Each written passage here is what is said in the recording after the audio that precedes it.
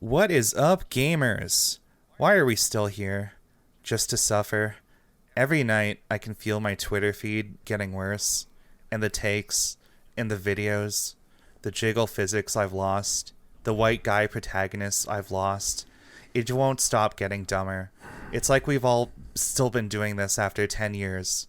You feel it too, don't you? I'm gonna make them log off and turn into women. This is Super Despair World, the only podcast that won't make you play with the greasy neon blue Mad Catz controller. I'm not going to sugarcoat it. This is going to be a rough one. This one's going to suck ass. Not like the podcast quality. It's just this topic is going to bring out something a little dark in us. Maybe too dark for the preferences of the people we're talking about. But you know what? If you want us to keep fighting the good fight and putting more adult women with small tits in games, consider supporting us on Patreon. Patreon. Yeah. All right. So to start off, we're gonna take you guys back to the past to start off this shitty podcast that sucks ass. Dave, why don't you share a few words with our audience? They targeted gamers. Gamers. We're a group of people who will sit for hours, days, even weeks on end, performing some of the hardest, most mentally demanding tasks, over and over and over, all for nothing more than a little digital token saying we did. We'll punish ourselves doing things others would consider torture, because we think it's fun. We'll spend most, if not all of our free time min-maxing the stats of a fictional character, all to draw out a single extra point of damage per second. Many of us has made careers out of doing just these things, slogging through the grind all day, the same quests over and over hundreds of times to the point where we know exactly every little detail, such that some have attained such gamer nirvana that they can literally play these games blindfolded. Do these people have any idea how many controllers have been smashed, systems overheated, discs and carts destroyed in frustration, all to latter be referred to as bragging rights? These people honestly think this is a battle they can win. They take our media, we're already building a new one without them. They take our devs, gamers aren't shy about throwing their money elsewhere, or even making the games ourselves. They think calling us racist, misogynistic rape apologists is going to change us. We've been called worse things by prepubescent 10-year-olds with a shitty headset. They picked a fight against a group that's already grown desensitized to their strategies and methods, who enjoy the battle of attrition they've threatened us with, who take it as a challenge when they tell us we no longer matter. Our obsession with proving we can after being told we can't is so deeply ingrained from years of dealing with big brothers, sisters, and friends laughing at how pathetic we used to be, that proving you people wrong has become a very real need, a honed reflex. Gamers are competitive, hardcore, by nature. We love a challenge. The worst thing you did in all of this was to challenge us. You're not special, you're not original, you're not the first. This is just another boss fight. Oh my god. Okay, well, now that all the pussies are nice and dry, I think we can dive right into this. I get chills whenever I read that. Honestly, it's like watching or listening to the Martin Luther King Jr. "I Have a Dream" speech. I mean, it's completely on the exact same level, just in terms of inspiration and just the political weight that it has. In how it truly is a topic with like the same level of gravity and importance to all of Western civilization. If you will. It is the most important and pressing thing of our time, obviously. Yeah, there's just, we've made so much headway since the glorious old days of 2014. I'm glad that people fought the good fight and games are, like, I guess, good. I don't know. Did Gamergate win? I don't know. Maybe. Yeah, I don't know. Well, we can suss that out on the episode. Yeah, I guess we can suss it out. We're not. So to be clear, we're not talking exclusively about Gamergate today. We're talking about something bigger than just a little hashtag on Twitter. We're talking about capital G Gamers, the longtime, much teased antagonist of Super Despair World. We're going right into it today. Yes, and I guess we should make a distinction right off the bat about the difference between capital G gamers, as we will refer to them hitherto. No, the opposite of hitherto. Henceforth, and people who play games, because Briar, like myself, like me, I know you do play games once in a while, right? I have been known to do it. I'll be honest, before we started recording today, I decided to hop into a long-term hobby of mine. I logged into Final Fantasy XIV and checked my playtime, and it is sitting at a nice and cozy 7,515 hours. Holy shit. That is fucking wild. In my defense, I started that in like 2013 when like the current version of the game came out. And also, I have no idea how many of those hours are just like me standing in the middle of town while I was like making a sandwich upstairs or something. True. That is the thing about like MMO playtimes is I know a lot of people just like leave it on for hours at a time just while they like do other shit. It's a whole thing. Even older than that, I looked back on just some of my past hobbies. When I was in 5th grade in elementary school, I was in the school book club, and there was a girl that I had a big crush on, and she was playing this game called Ragnarok Online. It's another like Korean MMO, one of the old school ones. I've played that. I've played that before. Oh, fuck yeah. We got to talk about that sometime. But yeah, I was a big Ragnarok head. I got into it because of that girl. And I only properly stopped playing some version of Ragnarok in late 2022. So that's close to 20 years of my life in one game. So I don't know. I think if anybody deserves to call themselves a capital G gamer, it's probably me. I don't know, but some people say MMOs don't count. Either way, I don't want the title, so I don't know. What's your relationship with games? Well, that's the thing. I mean, I've been playing games since I was a kid. I mean, we got a Nintendo when I was 5. Like the original Nintendo, and then we got a Super Nintendo when I don't fucking know how old I was, but me and my sister used to play that shit a lot. Then we got a PlayStation. We are not an N64 family. I know I don't have the same nostalgic relationship with the. I had an N64. A lot of people are gonna get up my ass about this. I never played any of the Zelda games, but I did play Super Mario 64, which is I don't know. Some people say it's aged poorly. I think it's a wild little game. I think that's actually one of the few N64 titles that did not age poorly. Actually, there are a lot like fucking GoldenEye.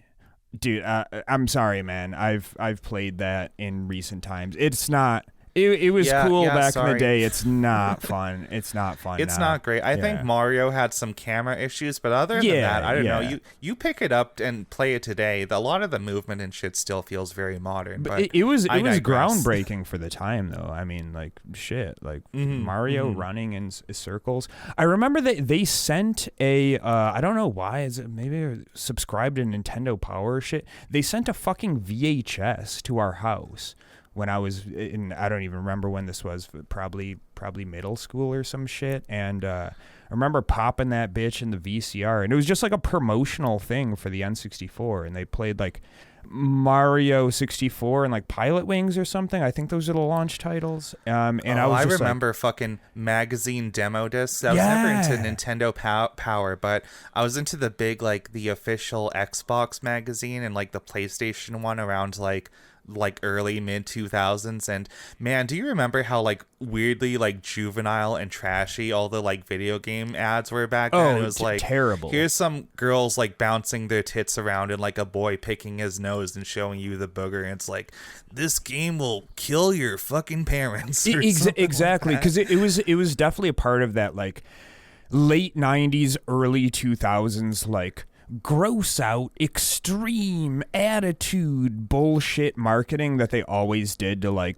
preteens and teens, where it's just like, this game's gonna make make your parents crazy, and it's just like the whitest people that they could have gotten, and they're like sticking their fingers in their ears while like a kid's it was just kind of like on a skateboard or some stupid bullshit. Yeah, it was like the progenitor to whatever like Monster Energy drinks is trying to do with their marketing before their brand became like associated with like femboys measuring their cocks.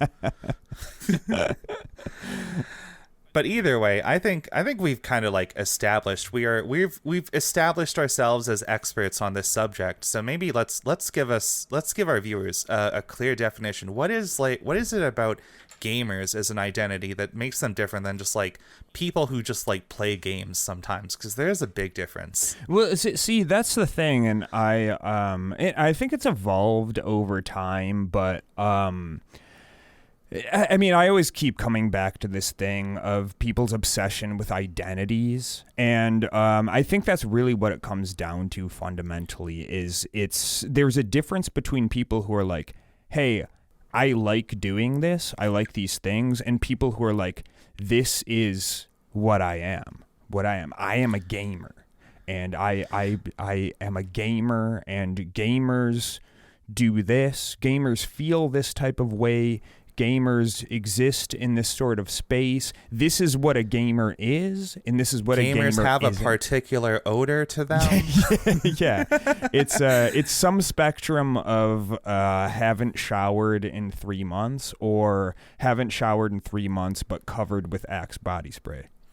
Yeah, exactly. So it's your Asmongold versus your XQC. Yeah. It's what level are you at? Are you a piss jug gamer? Or have you gone full diaper at this point? Like, how much? At what time of day does the ray of sunlight hit the dead rat in your room so that it makes a smell or wakes you up? Yeah, well, I mean, if you're a real gamer, you've completely blacked out all your windows at that point, because the glare is gonna lower your DPS or your fucking headshot ratio by some. I mean, to non-gamers, it would be an insignificant amount, but once you're at that level, every just fucking 0.1, it matters, man. It matters. Yeah, exactly. The fun. Yeah, I agree with a lot of the stuff we've said before about different identities, but I also think there's like a different like spectrum of severity, right? Spectrum, Okay, we'll talk about that some other time. But when we look at some identities, like sure, a lot of people call themselves like queer or gay or something, and you know what? I'm queer. I like a lot of people in that space. Wait, but it's what? Like, that's. What? No. End the podcast. I'm out of here. Yeah, sorry, the 5G towers got to me. But the thing is, like, there are some like identities that are just like kind of natural, right? Like some people are just like gonna gravitate to something, and maybe it's a little embarrassing if they make it like their whole deal, and it's like, sure, okay, it's like maybe there's like a performative element. Like we all know somebody who's like a little cringy about something that they like or something that they like identify as or whatever, but.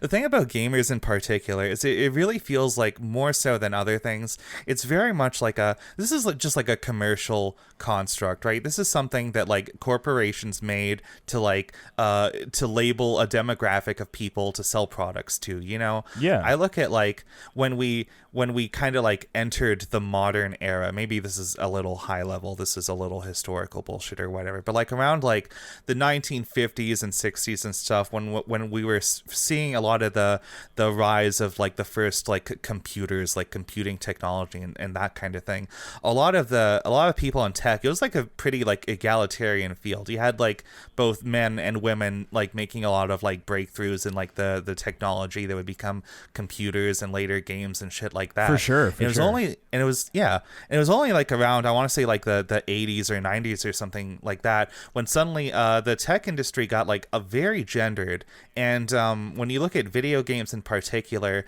they were still like largely considered like just like toys for kids at the time. And as we all know, or like at least people our age for sure, I don't know if they made toys more woke and gender ambiguous nowadays. I don't know. I don't buy toys, whatever. But the thing about toy marketing is like they made it like very gendered. Like you walk into any toy aisle at a store and it's like, okay, here's the boys section with all the like robots and murder assassins and whatever, and here's like the girl aisle with all the easy bake ovens and Barbie dolls or whatever. So like that kind of like that was just like a thing that shifted over time, and it's kind of like it kind of stuck with video games for a long time. And I guess the broader point I'm making here is that like when we see people identify as gamers, it's kind of like a product of their time, right? They have this idea of video games as like a thing very catered to them specifically. Like, oh, guys are just more naturally inclined to be capital G gamers. But no, it's all this is just like a fabrication of markets to sell products, you know? Oh yeah, 100%. And yeah, just like going with what you said, I mean, well, obviously like Ada Lovelace was arguably the first, if not one of the first, to like, you know, make like the idea, if not the actualization of the thing that we call computers now. But like, yeah, from what I understand, like, yeah, definitely like in the 70s and shit, and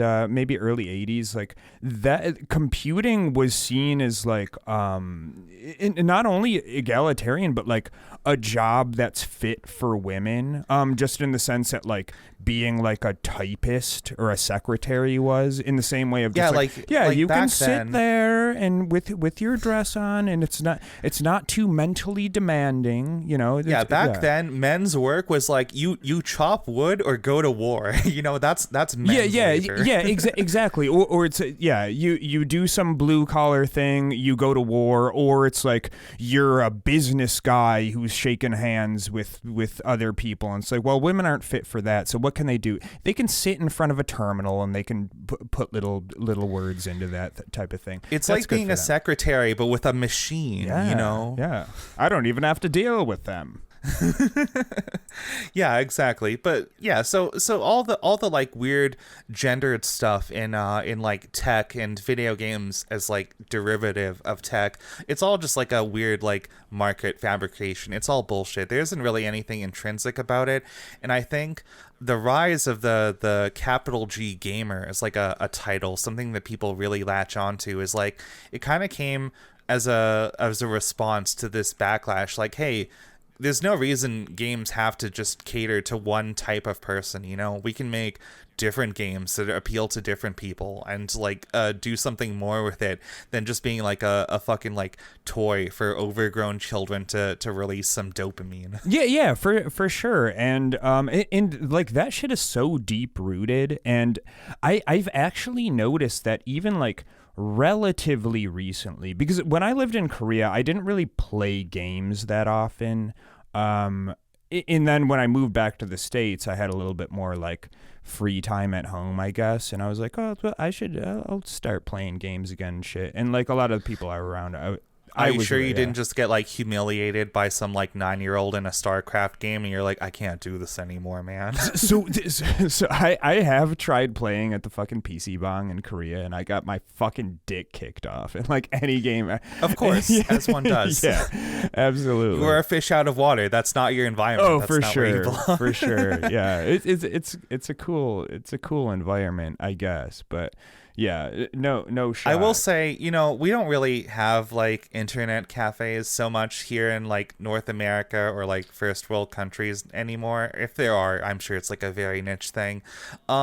As much as like I can think of them as like, oh, that's probably just like a den for like sweaty gamers to like be weird and antisocial or something, I still think that's honestly better than just like staying in your room all day. At least you're physically in a space with other people. So well, that's the thing too, is like most of the people in those places were with like a couple people at least, and they might not all be playing the same game, but they're sitting next to each other and they're like talking, and they get up and they go have a coffee, or they go to the fucking smoking room or some shit together. So it's like, yeah, it's like not the most social thing they can possibly be doing, but it's definitely better than the Western trope of somebody like sitting in their basement just like pissing in jugs and playing World of Warcraft for 19 hours It's a a day. bare minimum excuse to not, I don't know, wallow in your own filth. You have to meet like at least a certain level of hygiene to be welcome in the business at all. Exactly. And they smelled okay. Like the room in general. I wasn't. I want to know. This is kind of tangential. Do they allow smoking in those? I've seen pictures of like fucking kids smoking in some of those PC cafes. So when I moved to Korea in what was it, like 2011, I think, first, you could smoke in like a lot of places. Like you could smoke in bars and restaurants and shit. And it wasn't too long after I moved there that they kind of banned it, in the sense that they ban it in most like places like North America and shit like that. But they had smoking rooms. They had this little like room with like an air vent thing where you could like sequester in there and but could you smoke like next to the PCs? No. In maybe I never went to one in when I first got there. You probably could. I'm sure in like the early 2000s you could just like chain smoke cigarettes while playing, which is probably why there's I don't even want to think about that. Like my PC gets dusty enough. I do not want to imagine how nasty it would get if like it was in a room full of like true. I never even thought about that. They'll get rank. Yeah, those computers would be fucked for sure. But yeah, I mean, I think part of that too, the whole reason that they exist and they're still around, is it's a logistic thing. It's like, why spend $2,000 for a gaming computer when you could walk down the street and go use their completely tricked out computer for $1 an hour? And that rules, man. I wish we had streets we could walk down. That would be so nice. That's some fucking commie bullshit though. Yeah, South Korea, notorious giga communist paradise. Yeah, exactly. They love it there. Yeah, ask any South Korean how they feel about communism. It'll be enlightening. Sure. Yeah, exactly. Either way, yeah, a thing about like gamers as an identity, like I said, it feels very much rooted in like a certain backlash. Like there was the whole like 90s, early 2000s period when it was very like, you know, that gross out like radical bad attitude era or something. And I think, yeah, it was around like the late 2000s, kind of early 2010s when we kind of saw the first like pushback of it. I remember the very notorious, what was it, like, I think the actual article was called Gamers Are Over, but it got misquoted a lot of times as Gamers Are Dead. I don't remember. It doesn't really matter. All like, gamers have died.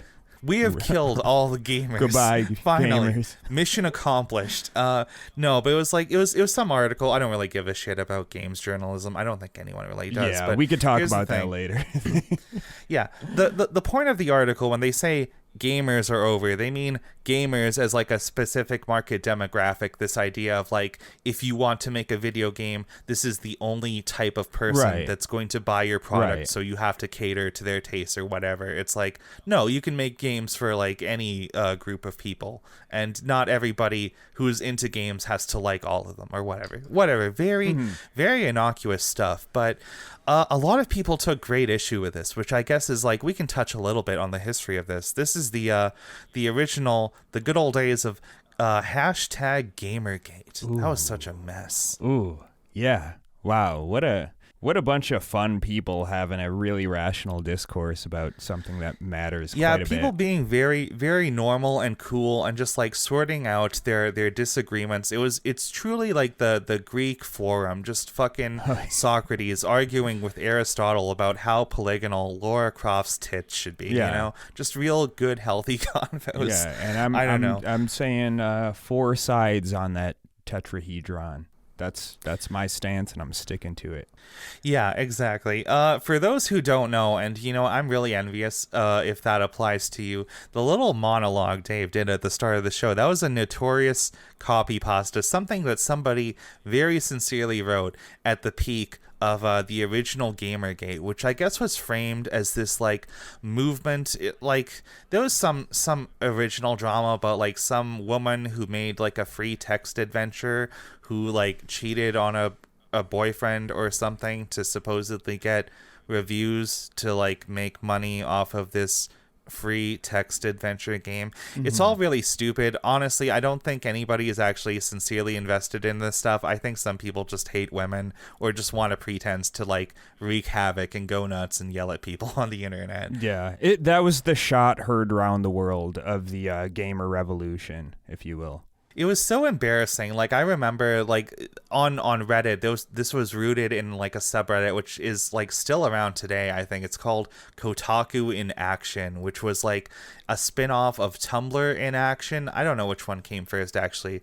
Which was, like, riding that wave of the, like, early, mid 2010s, like, backlash against this social justice warrior or something. This idea of, like, some crazy, like, histrionic, like, very lefty liberal type of person that just wants to, like, make every piece of media like a lecture about like racism and history or something. It's all a lot of really embarrassing bullshit. And you know, I don't know, people can just take our word that it's embarrassing. You've heard the monologue at the start. Dave, when I say the name Vivian James, does that mean anything to you? Which one was that? I get all my wires crossed with these. So, okay, to be clear, it's not a real person. Vivian James is like a cartoon character. I think it's from 4chan or something, who kind of became like the mascot of Gamergate, and her name is like a pun, like Vivian James video games, whatever. Oh, and it's wow, like this, so clever, guys. They made up like a cute little almost anime kind of girl with like red hair and like a green and purple like gamer sweater, and people made all these embarrassing comics about how she's just like arguing against the wokies trying to take over video games or something. Yeah. I so now I fucking remember cringe. this. This is like the woke femoid that is just like ruining all your games by putting pronouns in them. And yeah. No, we're not sexist. We're a very diverse movement for ethics in games journalism. Look at this woman on my side who I just finished drawing. Yeah. Exactly. She's why is she a redhead? I want to know more. That's a good question. Maybe we can unpack that in a future bit. Yeah, just okay. Unpacking redheads. This is our first episode on gamers. Maybe later we can do one on their sexual proclivities if it doesn't come up today. But yeah, the whole Gamergate situation, it was completely stupid. I don't really feel like I need to explain how stupid it was. You look back and it's like, imagine being a regular person and trying to explain to people in real life, like, why this is important, like why you were spending all day reading Twitter and watching YouTube videos about people talk about like the fucking ethics of video games journalism, or like why it's bad that they like centered some like underage girls' panties in like an anime game like from Japan or whatever. I don't know. You're gonna sound insane. It's all really dumb. But you know, that was like about 10 years ago now. And recently, you might have seen something trending on Twitter. If you're still on Twitter and have not heeded any of our advice, you know what? Good for you. You might have seen something called Gamergate 2 trending. Dave, are you familiar with this? So I'm vaguely familiar with it, but you're gonna have to school me on the Gamergate 2 lore, because I'm so interested in this. Can you pretend to be familiar with it for 30 seconds while I drink some water? Yes, I can pretend to be. Okay, so Gamergate 2. Well, if you thought Gamergate 1 was a great movie, Gamergate 2 is going to be even better. We made Vivian's tits even bigger since the patch came out. Yeah, we have more woke libtards screeching, blue hair, all of that, all the stuff you've come to love in Gamergate 1. We got it twice as much. We got updated graphics, the Vivian James. All right, that's good enough for now. Okay, all right, thanks. I'm good. I'm good to continue. I'm sorry, guys. I've had a bad cough. I need to get back on my meds soon. I'll be good in like 3 episodes from now. Yeah, Briar needs money for meds, so donate to the Patreon, or you will literally kill her. Yeah, I got tuberculosis. I need to get back on the snake oil. Yeah. Yeah, this guy in a straw hat keeps going along with a really good remedy, and you can't afford it. So Yeah, exactly. Your Patreon dollars will keep me able to breathe. Anyway, let's talk Gamergate 2.0. This is some business that arose out of like a recent drama. I'll recap it to the best of my ability. So there is this company known as Sweet Baby Incorporated, which, one, dumb name, and two, immediately made me think of, like, you ever see those like really weird like faceless baby plushies that Matt Walsh tries to sell to his audience of perverts? oh, the diaper baby. Yeah, I think doesn't he call them like the Sweet Baby Gang or something? I don't know. It's completely irrelevant. Something very So, strange. It's like, hey, stop sexualizing kids. Anyways, here's buy my face Yeah. on a baby. yeah, buy my. you can They're going sleep after the in kids, you can folks. sleep It's with not this good. baby in your bed. It's gonna be Yeah, fun. do unspeakable things with this plushie of my face to own the libs. Anyway, I digress. That's just what my brain thought of. To be clear, Matt Walsh, nothing to do with this. So, Sweet Baby Inc., they're like a consultancy group that does stuff for like writing and video games. And if people don't know, consultancy is like when you just like hire somebody to be like an expert in something. So like, for example, if you were to hire Sweet Baby Inc., some of the stuff they do is like in a video game, they will fill out like extra dialogue for NPCs, or like written stuff for like fucking audio logs you pick up in some like AAA bullshit open world game or something like that. Or other things like if you were writing a game set in like a specific time period, maybe they'll do a little bit of historical research for you, make sure like some accents or terminology is spot on. Another more contentious thing they do is like they just kind of make sure games are not going to get like weird media backlash for like having a tasteless joke or doing something that's like not quote unquote politically correct. You know, maybe a writer just put in a joke that like would immediately turn into a negative headline or something. Fucking I guess that's kinda- pronouns. Fucking pronouns. Fucking pronouns. Fucking pronouns. They put the pronouns in the video games. Anyway, so yeah, that's kind of, I think consultancy is kind of like, it's kind of innocuous. It's just kind of regular corporate business bullshit. Every like big company does it on some level. It's not a new thing. It's not an interesting thing. I don't really think it adds a whole lot most of the time, honestly. When I look at like I'm more interested in like indie media, like indie games, RPGs, whatever, that bullshit. And I think, okay, I don't really feel like consultants really add a whole lot. If I was making something, I wouldn't hire one. Yeah, you know? I mean, well, But- like consultancy in business, like in corporate business, is really just like, it's the equivalent of like you as somebody who does something, like just hiring like a freelancer, like an independent contractor to do something for you. They just call Yeah, it you were hiring consultant because somebody- it sounds more like businessy and fancy. It doesn't really mean anything. It's just like A we hired an consultant outside. is literally yeah. just someone who knows something. Yeah. You know, it's yeah. You were just hiring someone for knowledge that you do not have. Yeah, you bring them in, they do a thing, and then you pay them, and it's gone. Yeah, it's very innocuous stuff, and like every fucking business above a certain size does it. It's not new. Right. It's not whatever. Right.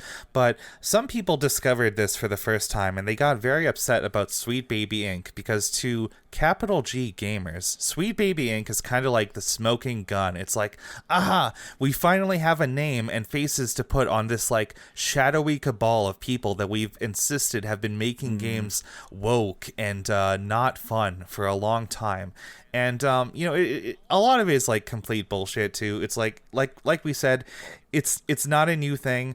When people said it's like a negative headline avoidant thing, they're like, oh, so Sweet Baby Inc. blackmails people and tells them that your game is gonna get Clearly. called racist and sexist and blah blah blah blah blah. Yeah. If you don't hire us to rewrite your game for you. Yeah, and that's the thing. Like, it can't just be like this game company doesn't want to ruin their investment by like having people get pissed off about their game for some stupid bullshit. No, it's definitely some like weird Jewish conspiracy where like a bunch of people are sitting in some underground bunker just like how can we put wokeness in game? Well, we'll blackmail them. And all these poor AAA game devs are just like, oh shit, well we have to put pronouns in the game because this company who's totally just like the BlackRock of gaming. They're forcing us to do it. God, who could save us from this? Wait a second, 4chan.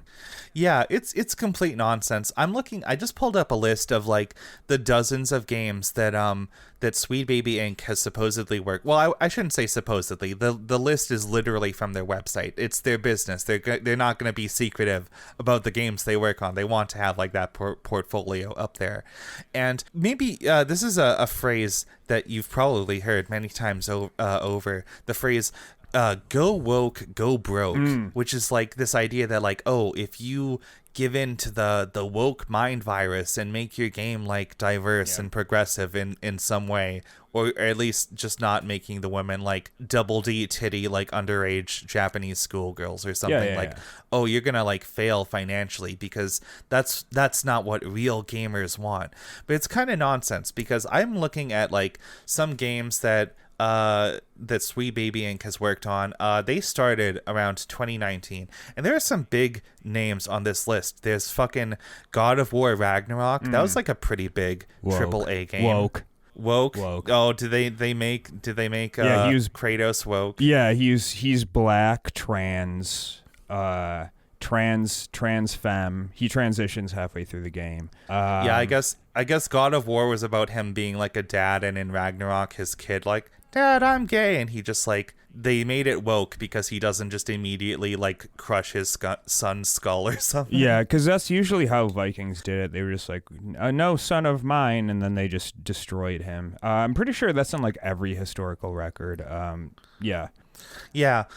Another game they worked on is Marvel's Spider-Man 2. Woke. I haven't played it, but it seemed like woke. Yep. Okay, they got that one too. Woke. Actually, I think I saw something about like if you walk around in the city, you can see like a pride flag at some point. That's pretty woke. Yeah, I'm pretty sure some of the NPCs are black, so woke. All right, next. Yeah, another big one, Alan Wake 2. That was pretty recent, and I've heard it's done really well commercially. Yeah, Alan Wake, more like Alan Woke. Woke. Oh god damn it. Owned. Yeah. Oh, it's right in the name too. Yep. They snuck it under our noses. Yep. Extra funny too because the first Alan Wake, not a lot of people know this, it like fucking tanked commercially. That game did not succeed. That franchise was on ice for a very long time. And, you know, I'm happy for all the people that worked on the second one. I've heard nothing but good things about it. Exactly. They went Wake and then they went break. And but see, no. Here's the thing: the game did really well, so that's just evidence that the cabal, them wanted it to do. They put money into it to make it look like going woke does not go broke. I don't know. Yeah, and I mean, the evidence is here, folks. I mean, we're doing our own research here. We're just presenting facts, asking questions. I mean, okay, it's up to you, but like I all right, but here, all right, here. I'm gonna throw you for a loop. Yeah. Here's one more. This is the very big contentious game that Sweet Baby Inc. worked on. The one that's gotten people very, very up in a twist about this. Like, I don't know why I said up in a twist. That's a little British of an expression. It's up in a twist, Shane. Well, at least we're not making our schools into shooting galleries like Call of Duty. But all right. That's a very specific brain rot to me. Anyways, so this game is Suicide Squad: Kill the Justice League. Maybe you've heard of it. Yeah, woke. It's about suicide. It's about trans people. It's just like they made Harley Quinn less. They made her more a lesbian, but I think not as much. I don't know.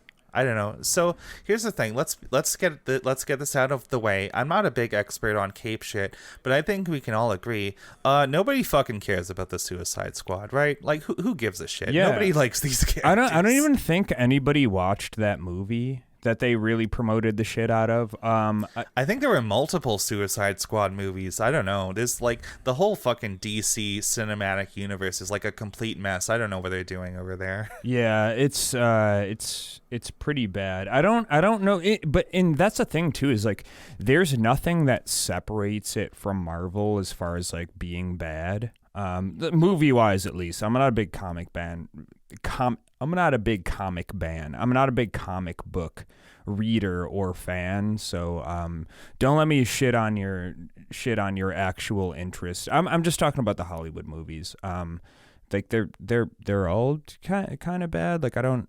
But like why do people gloss over those and this game first came into my attention when it came out, and in spite of the game literally having "Kill the Justice League" in the title, there was a big like initial outrage on Twitter because people posted like the ending cutscene where the Suicide Squad kills Batman, one of the people in the Justice League, and I guess this really upset a lot of people. They're like, they did this to tear down the white male protagonist. They're humiliating him. They're making him look like he got owned, like he doesn't have a clean room, like he has a small cock. That's why Harley Quinn beats him with she shoots him in the head with a pistol, which is a very phallic weapon. She penetrates his skull with a bullet like the woke mind virus. Young men have nobody to look up to anymore because Batman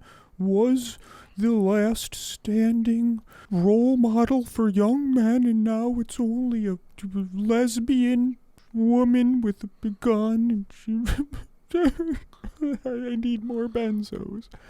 But like, are you serious? Like they're vagina now. They were. I'm transitioning. They were really pissed about that. That's crazy. It's kind of wild. So I have this theory of like a lot of like kind of like reactionary, like very like right wing kind of people. They just like they have a whole thing about like being humiliated, right? This is kind of like as old as history. Like the original fucking Nazis were like, a lot of their rhetoric was like, we're proud Germans, but we were humiliated in World War I, so now we have to kill all the Jews or something. Or like a lot of gamers, they're like they see themselves. This was another thing a couple years back when what was it called? Oh, I fucking hate this game. The Last of Us Part 2 came out, and people were really mad because like the opening hours of that game have like the main character of the first one get like killed off very unceremoniously, which like that's like the whole thing about like it's like a dark zombie game. That's how every character dies. Yeah. It's like it's not meant to be hopeful or heroic or whatever. You know, that's just the fucking genre. Yeah. But people are like, they humiliated him. They made him look incompetent. They killed us so we would have to play as a dumb woman or something like that. Like, yeah. So that's kind of my whole thing with this whole gamer rhetoric is like, all right, dude, like, it's this what's with this like wish fulfillment thing, man? Like it's a fucking game. Like you're not, people like take this shit too seriously, I guess. They inject themselves too much into this shit. Like we've talked about this before, about just how the whole like wish fulfillment thing is like, it's just completely pathetic. Like you look at like another group that has like very, very big overlap with the gamers, which is like the anime profile, like weeb otaku kind of guys. How like, you ever notice how like a lot of the anime that they're really into is basically just like a fucking incel rape fantasy? Oh, like, yeah. Oh, I got hit by a truck and now I'm in another world where this harem of hot bitches who are all like 13 years old is really into me for being like a smelly gamer. Yeah. Yeah. All the things my parents yelled at me about and said I was a loser for doing in this world, everybody likes me for like being really, really stinky and dumb and only knowing like obscure facts. Now in this world, all the girls like that, and for some reason they're all obsessed with me. But I do remember when I was like when I was younger, I would just like kind of gravitate towards like, if you could like pick your character or create a character, I would make like a dude who looks like me, because it was like, oh well, like it's my character, like it's supposed to be like. Nowadays, I only make like hot female characters with big triangular titties and a fucking fat ass dumpy. So I'm probably going to ruin some viewers' perception of me, because I've been told by people over my life that I have tall energy, but I'm only like 5'6", 5'7" in real life. And I will say my wish fulfillment is whenever I play a game, I will pick like a lady character and I will crank that shit up to like over 6 feet tall. I want to be a giant woman. That is my power fantasy. I think we talked about before when I was playing Mordhau for a minute, and you said your character was like it was a woman with all of like the size sliders up to max, and I I picked the heaviest armor. Yeah. I had like a big fucking two-handed club or something, and I got my shit rocked in that game, but it was funny. Yeah, me and my friend did the same thing, and it was it was pretty fun. We just had the big. If I was better at that game, it would be really fun to just like roll up a squad of like 6 big lady knights or something, and we all just like go to town. Yeah. But either way, that's too much fun. This is what the gamers want to keep away from you. Oh yeah, right. We need to go back to feeling bad about wokeness. All right, continue. Right. Yeah. Okay, so to bring it back to the game, Suicide Squad Kill the Justice League. This game sucks ass, and it's not just because the Suicide Squad sucks ass, and don't get me wrong, they do, but honestly, the big reason this game failed is because if you ever actually look up any of the gameplay of it, it's like a completely generic, like fucking like RPG stats, like third person shooter. You have all these dumb skill trees to like get plus 0.25% chance to poison enemies when you hit them with cold damage and they're shorter than 5 feet or some shit like that. Yeah. This game had a really long development cycle. It was trying to capitalize on some stupid trends from like many years ago. People aren't into this kind of game, and it's just stupid. You're playing as superheroes, but it's like a shooter. They all just have like guns or some shit. It's just weak. It's not fun. The game sucks. There's bad like microtransaction bullshit. I think there was like a costume pack on sale. It was like $20 for like a Harley Quinn costume or some shit like that. Yeah. It sucks. Yeah, wasn't there a Marvel game like that not too long before that? Maybe like a couple years ago, and it was one of those things too that like people played for like 2 weeks. They spent like $70 to buy the game, played it for 2 weeks, and like nobody plays it anymore. Yeah, something like that. I'm not super, like I said, I'm not big into cape shit. I only heard about this in the first place because people were outraging about it. Yeah. But the point I want to bring this back to is there's like some like like this game came out this year. The Suicide Squad game came out this year, and people are already doing like this like historical revision on it, where they're like, no, the game's not bad because of all that stuff. It's bad because it has bad writing. It has a bad plot. That we care intensely about the plot. It's bad because it went woke. When no, you know what? Some of the games like consultants like Sweet Baby Inc. work on, yeah, they're just like good games. I haven't played Alan Wake 2, but I've heard nothing but good things about it. People say it's excellent. I'll just take their word for it for now. And I'm not taking the word of like fucking gaming publications, just in case anybody thinks that either. You know, I don't fucking read that shit. I haven't been on Kotaku in like a decade or some shit. Okay, I don't read any of these publications. I don't fall for the narrative, as some people say. Okay, I just talk to people. Okay, I go outside sometimes. But the point is, they're very eager to like reframe the failure of just like games that just suck ass just for like very clear financial or gameplay reasons as being like part of this woke thing. And it's just mad. It's just complete bullshit. Yeah, and I mean that's the thing too. Like, there's another issue that I have with like capital G gamers in general, besides all of this shit, is like, on top of all this stuff where they just fucking bitch constantly about the stupidest shit, like besides the Gamergate 2 woke fucking whatever, it's like this is another thing that I think is like a fundamental attribute of the capital G gamer, is these are people who will spend 6 to 8 hours a day online bitching about some game, bitching about this company, bitching about the devs, bitching about the publisher, all this type of shit. And all the while, they're opening their wallet, paying for this $70 piece of shit game, buying all the DLC, buying all the loot boxes and all this shit. And they're just like, oh, I fucking hate Riot Games. I hate Riot. Okay, enter your credit card information. Okay,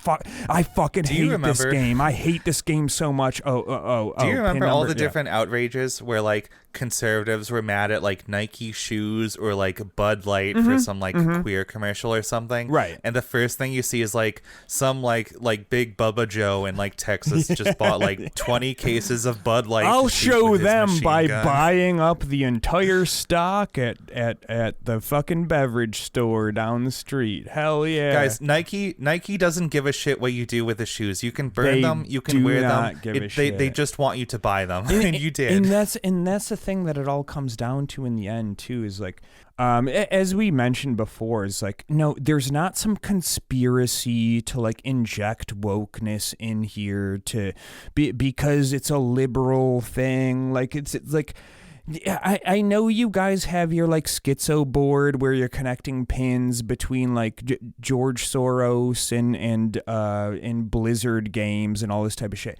No, if they're doing this, it's to sell games, to avoid controversy, to have good PR. They don't give a shit about you because most of you, you are a very vocal minority on shitty websites like fucking X.com and probably Gab or one of these, Truth Social, one of these other places that only the absolute dredges of humanity go on. But like the average capital G gamer is just going to be like, oh, new game, buy, purchase. They don't give a shit. And yeah, like if you I don't want to jump too far ahead to the moral of the story here, but like if you don't want to see this type of like stupid bullshit in gaming, stop buying shitty games. It's really that simple.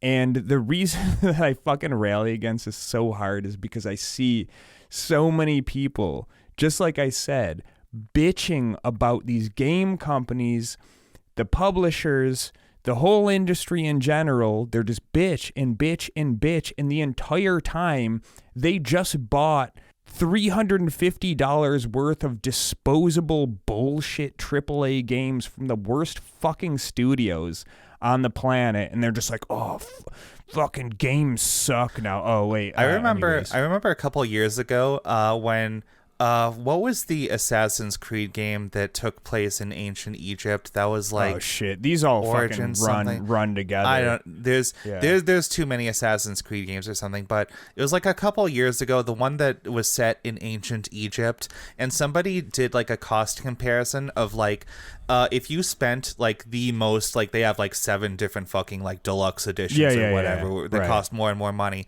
and the most expensive like deluxe edition for the Egyptian Assassin's Creed game ended up being more expensive than actually buying a plane ticket and just having like an all expense paid vacation to Egypt in real life. That is insane. Completely insane. You could go see the real pyramids for less than this game. Even though I don't really do this, I can fathom doing this for some like games as a service online multiplayer game, just because you can flex on other people, and it's like, it's funny when you're fucking Peter Griffin or whatever and you're shooting somebody in Fortnite. Like, yeah, I get that, but like you're gonna drop fucking bank. You're going to drop bank for a single player game that's localized on your own console that like nobody can see. Like, what? Why? There was another drama about this. I don't think this had anything to do with like the fucking culture war bullshit, but another game that just came out, Dragon's Dogma 2. A lot of people are like up in arms about it because like the game has like 100 fucking DLC packs, which are just like consumable items you can get in the game itself, and some people are like, no, that's just like a DLC thing they do in Japan. You don't have to buy it, you can just get it in game. And it's like, I don't really care. I don't think there's any good reason to include that stuff. I think people are rightfully mad about it. It's like, there shouldn't be the option to spend $5 to get like a new like character respec option or some shit, you know? Yeah. That's mobile game shit. And I think that goes back to something we talked about when we were talking about like when did video games become fucking shitty. I think part of that is it comes down to mobile games. I mean, it's kind of a tired point, but like in I bring that up in regards to like talking about like when games became a little bit more mainstream for like a non-gamer audience. I think mobile games had a lot to do with that, and yeah, I mean a lot of the systems that you see in place that make a lot of games really shitty now comes from mobile games. And again, they saw that you can just do all of these like shitty microtransactions and make it all really just, you know, pay to win. I don't want to talk about pay to win. Yeah, it's like a lot of it is like the infection of like stuff you see in like gambling and casinos kind of entering into the game space. I know like years ago, you don't really see it as much nowadays, but like the whole like loot box phenomenon where you could spend money to like roll and randomly get like a package of things. The entire genre of like gacha games, that's essentially what you're doing. It is like basically gambling to some extent. And you know what? You know, I consume the slop. I'm not perfect. Some people go to Vegas for a weekend to gamble. I roll to get the fucking MILF characters in Honkai Star Rail. I'm not perfect. Be better than me. But the point is, you know, a lot of this stuff is like insidious. And even when they take out the random element where it's like, yeah, just pay $5, you're guaranteed to get this pack of like consumable items in the game. And then how is that fun? How is that fun? It sucks, dude. Yeah. Like even when you take the random element out of it, it's still predatory, right? Because some people don't have fucking impulse control. I know I have friends of mine, like I'm not as bad about this, but I have friends who are like, yeah, I just straight up I cannot own a game that includes that stuff because I know I will not be able to like control myself and stay out of the in-game. But I mean, respect store, for like seeing that and having that kind of self-control, because I think a lot of people are just like, gimme. Exactly. You got to know your limits. Right. Like some people will say like, it's the store is completely optional. You don't need to buy anything. It's just cosmetics or whatever. And like those are the people who spend the most money in there. Yes, absolutely. Show me how many fucking CS:GO skins you have, motherfucker. Exactly. So yeah, and it's like, yeah, okay, it's predatory, just like it's just being there. And honestly, I've heard some interesting discourse. People have brought up this idea recently in some circles that like maybe it should be like an accessibility option, right? Like maybe you should be able to completely turn off the in-game store, just don't have it on the main menu at all. I think a lot of people would appreciate that. I think that would be good. That should be like, that needs to come from like an overarching authority beyond the games industry, like a government perhaps, to say like, if you want to do loot boxes, that there has to be a thing to turn them off. Even if it's not to like stop you from doing it, like if your kid plays that game or something like that, you need an option to turn that shit the fuck off so that you don't have another. And it's even to protect the fucking company too. Like look at that class action lawsuit against Fortnite where they were like, yeah, kids are just like unknowingly buying like thousands of dollars worth of fucking V-Bucks and their parents are just like, wait, what the fuck? First of all, I just want to say that's insane. Like as a kid, I never had access to my parents' like credit card for anything except for like 30 seconds when I need to help my mom navigate an Amazon thing. Right. And they're looking over your shoulder the whole time. But yeah, like this stuff is not going to come from the industry itself. The industry is corrupt. It's full of pieces of shit. It's run by like fucking like finance ghouls that just want money and just for sure. more returns every quarter. For sure. It's going to come from like a higher body. Exactly. Like for example, this is something I know like in the gacha game space. A lot of these games come out of China, and you know what? We're no fans of like the way the Chinese government does a lot of things, but I know one thing that they did in China to regulate this industry was they were like, okay, if you were going to have these gacha games, you must include the exact like percentage odds of getting each individual thing you can pull in these games. This is different than a lot of companies, and it might be different now, but I know this was the case for a while at least. Than gacha games out of like Korea, where not only did they not have to disclose that, but there was like a big uproar in I forget which games community it was. It might have been like I'm not gonna name a game. I'm not gonna spread misinfo, but there was some big hubbub where some of the gacha games coming out of Korea, they did this thing where like you had to like spend a certain amount of money, a threshold, to even get a chance of something at all. Like if you wanted this new character that just came out, the actual percentage of you getting it was just set like a to 0%. Sliding scale. Yeah, and other insidious things like that. I know even here in the West, like a lot of companies, like I think Ubisoft or maybe like EA Games, one of those, like one of the big shitty ones, they filed patents for systems where like in multiplayer games, the system will match you if you're like a free to play player. The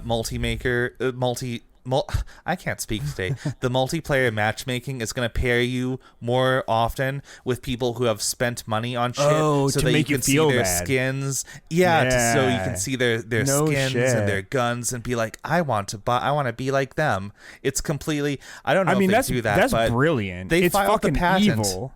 It's evil, but it's brilliant at the same time. Like this is some like lawful evil devil master manipulator shit. I would respect it if it was not so insidious. For sure. And the funny thing is, like when you mentioned that, as somebody who lived in Korea for quite a while,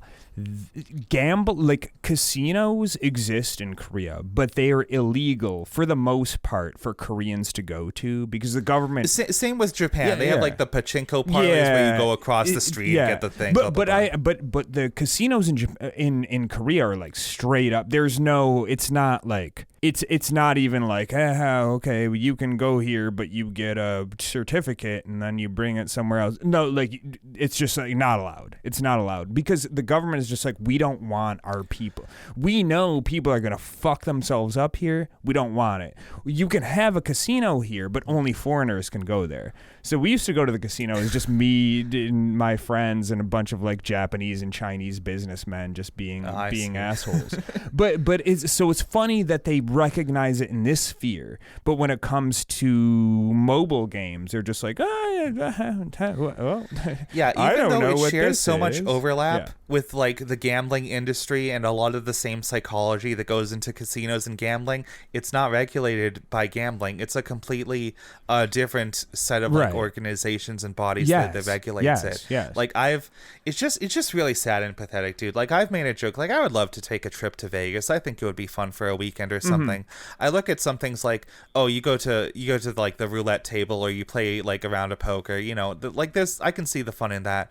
But when I go to a casino and I just see like the rows and rows of the slot machines and you see like somebody's grandma just like hooked up there. Yeah, that's the darkest shit. Yes. That's sad. But the thing is, that's what a lot of people are doing with fucking mobile games. They're just sitting on their phone. They're just pressing the button, insert more money, get the flashy new character, blah, blah, blah. It's sad. It's a dark abyss. And, this is the real problem in games. At least I think this is the real problem. But no, maybe there's just too many like fucking pride flags. Maybe Laura Croft's titties are not big enough. Maybe the fucking Final Fantasy VII remake.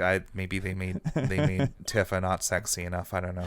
Yeah, maybe that's maybe we're missing the point. And I think like people do like gambling fundamentally. Like gambling is fucking fun. I'm gonna come straight out and say it's pure dopamine. Gambling is fucking fun. And that's the thing. I like roguelike games because like there is a gambling aspect to it. Like it's a lot of chance goes into it. It's a lot of skill. It's like playing fucking Texas Hold'em or something. Like, dude, I'm a complete piece of shit. I am not to be listened to. I'm a hypocrite. At the time of recording, there's a new fucking Honkai character coming out tomorrow.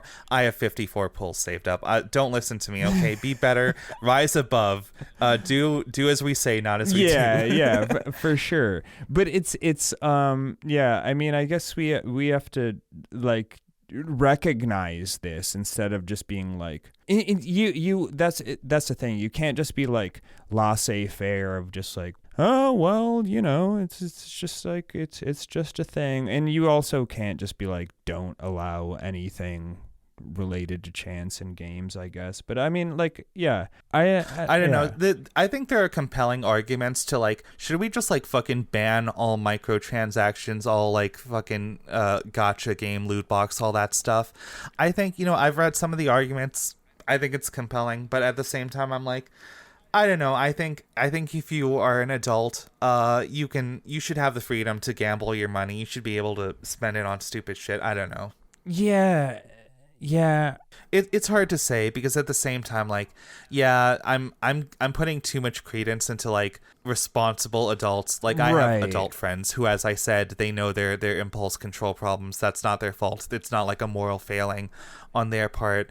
I don't know where to draw the line exactly, but it sure as fuck could be a lot better than it is right now. And the problems of the game industry, or like why a game like fucking Suicide Squad, why it sucks ass, it's not because they hired some fucking consultants to like write extra dialogue for background NPCs. I mean, I guess my take with that is like, it's hard for me to reconcile too, because I support the freedoms and individual rights of individuals, but when it comes to companies, it's just like, we've reached this point in modern corporate capitalism and shit like that, where so many of these industries have been distilled into like such a small body that like, if these people get together, or they kind of just like set this precedent of like, well, this is what games are now.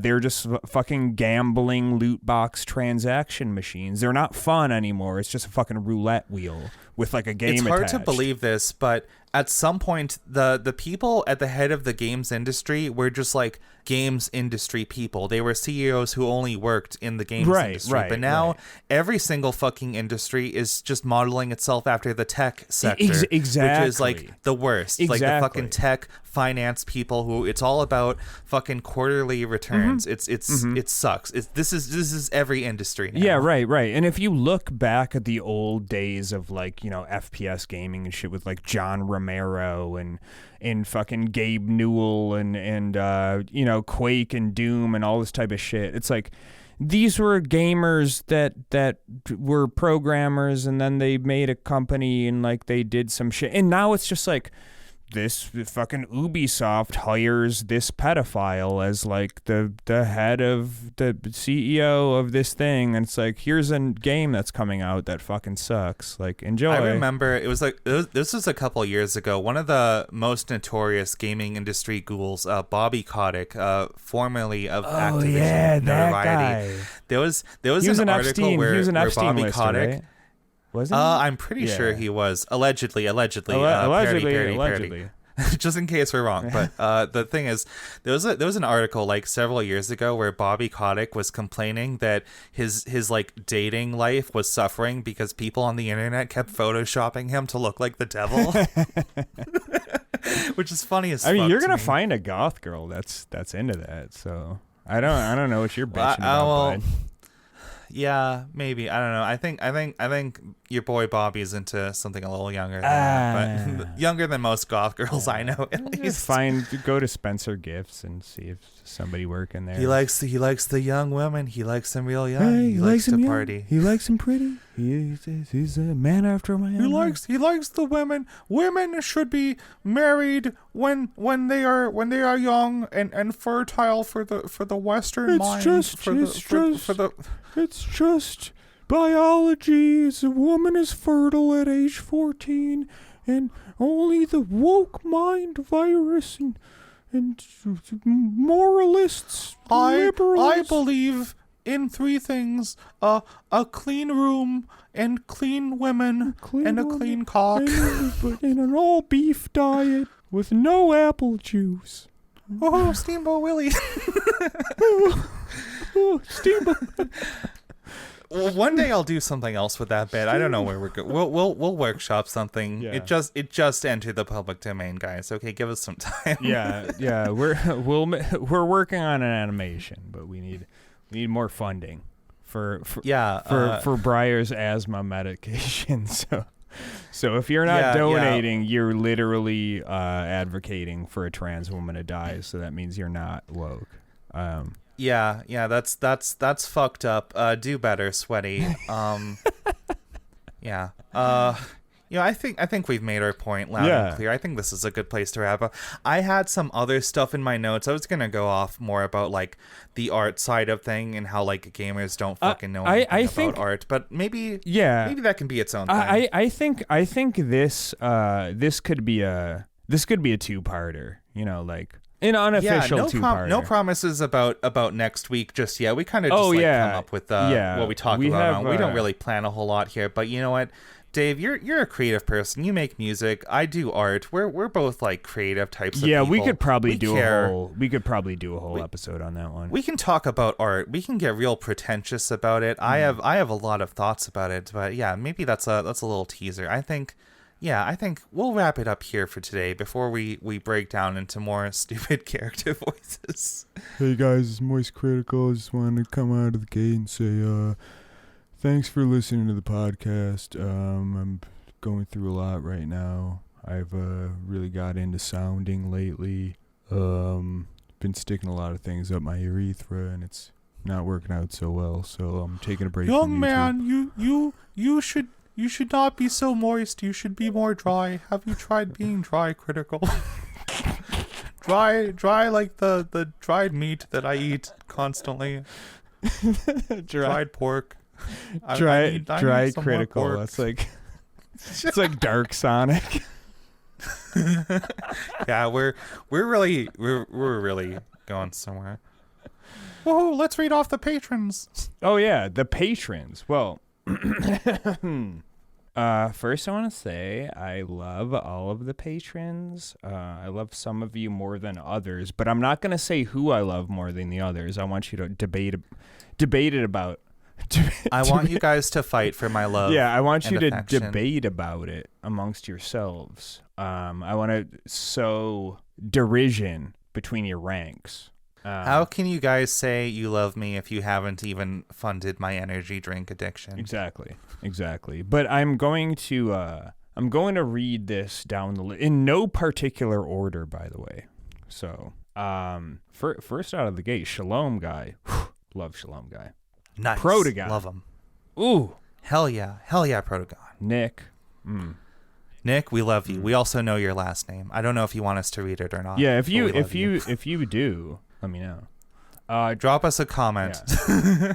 Trash Bins, an OG friend of the pod. Our first guest. Friend of the pod. Our first guest. Yes, episode 10. Check that out. That was a wild time. Clam. Ooh. Clam, you're awesome. I got so much Keep to say being you. Yeah. Clam it up.